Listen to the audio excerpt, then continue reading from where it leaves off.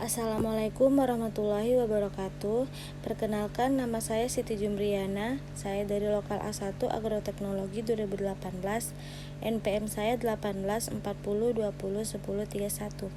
Di sini saya akan menjelaskan 10 produk dengan 3 jenis kemasan.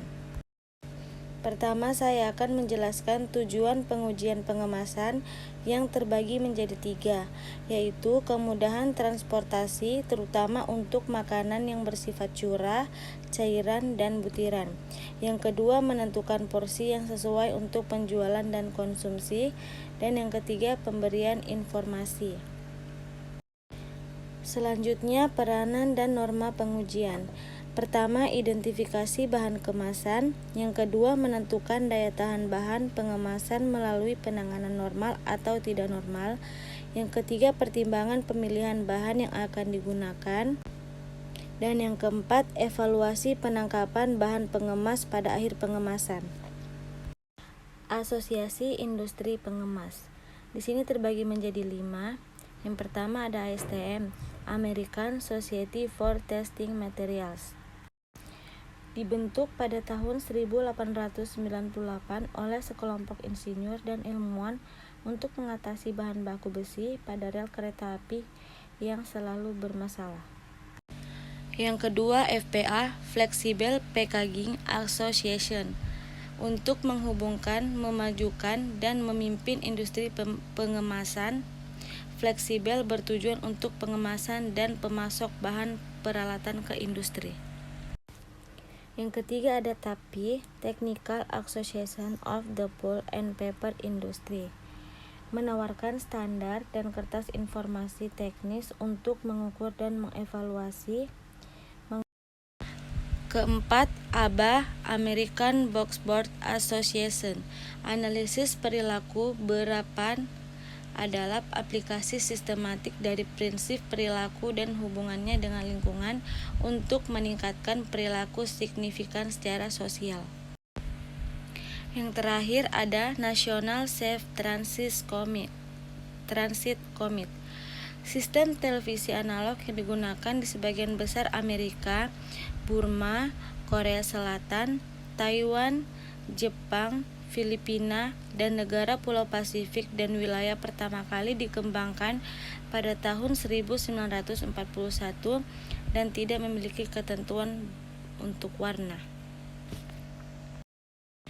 Selanjutnya kita masuk ke jenis kemasan kertas. Yang pertama ada kemasan roti boy. Ini memiliki tujuan yaitu sangat aman untuk tubuh, mudah dibentuk, mudah dicetak, dan mudah didaur ulang. Metode yang dilakukan adalah metode drop test. Jadi, metode drop test itu adalah tes yang dilakukan untuk mengevaluasi apakah kemasan yang sudah terisi produk tahan terhadap hentakan, tidak pecah, penyok, lepas tutupnya, dan lain-lain pada saat jatuh. Tes ini dapat dilakukan sebagai kemasan individu maupun kemasan dalam satu kotak karton gelombang. Drop test ini dilakukan dalam beberapa posisi jatuh, posisi bawah, atas, miring kiri, miring kanan, arah lebar, dan arah panjang dengan ketinggian tertentu. Ada standar tertentu yang harus dipenuhi, seperti tidak boleh pecah atau bocor setelah dijatuhkan pada ketinggian tertentu. Untuk gambar yang kedua ini, dia masih termasuk dalam jenis kemasan kertas. Kemasan ini untuk produk makanan ringan, sangat banyak model dan variannya, mulai dari berbentuk box, tas, kertas, dan kertas lembaran saja. Kemasan ini biasanya diproduksi menggunakan bahan kertas marga atau duplek, kertas art karton, dan kertas kraft. Untuk bagian dalam dilapisi atau dilaminating sehingga aman untuk wadah makanan. Kemasan ini juga menggunakan metode drop test. Kita masuk ke jenis kemasan kaleng.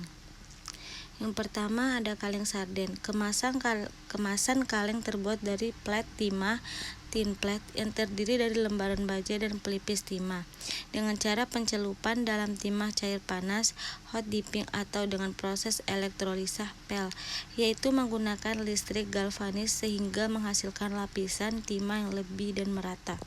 Kemasan ini menggunakan kemasan produk packaging compatibility test.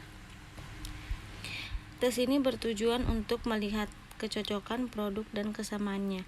Pengamatan meliputi adanya reaksi atau perubahan pada produk, bau, warna, viskositas, bentuk, dan performance, maupun kemasannya, bau, warna, berkarat untuk kemasan kaleng, berubah bentuk seperti menggelembung atau lainnya.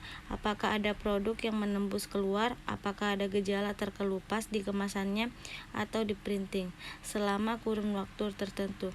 Tes ini dilakukan pertama kali dalam proses pengembangan pengemasan, terutama pada kemasan primer untuk menentukan material yang sesuai. Material untuk kemasan primer harus sesuai dan tidak bereaksi dengan produk yang dikemas.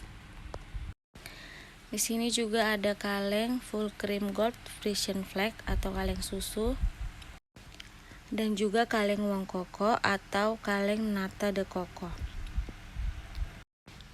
Lanjut kita masuk ke dalam jenis kemasan plastik. Di sini ada contoh kemasan plastik roti dan kemasan plastik kacang-kacangan.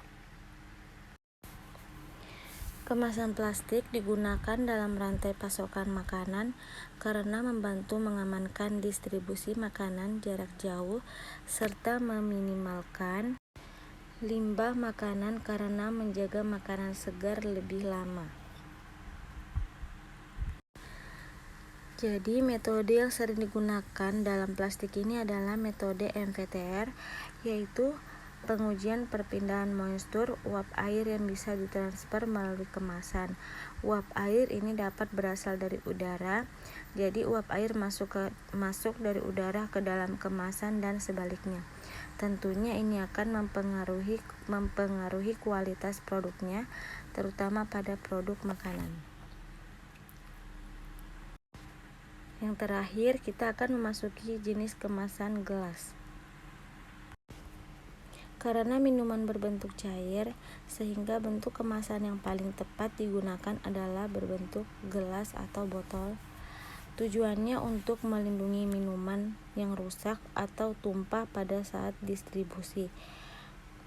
Metode yang digunakan adalah metode MVTR, sama yang digunakan kemasan pada plastik. Saya ulangi kembali, jadi metode MVTR itu adalah pengujian perpindahan moistur uap air yang bisa ditransfer melalui kemasan. Uap air ini dapat berasal dari udara, jadi uap air masuk dari udara ke dalam kemasan dan sebaliknya. Tentunya ini akan mempengaruhi kualitas produknya, terutama pada produk makanan. Sekian video dan penjelasan dari saya. Mohon maaf jika ada kesalahan. Terima kasih. Wassalamualaikum warahmatullahi wabarakatuh.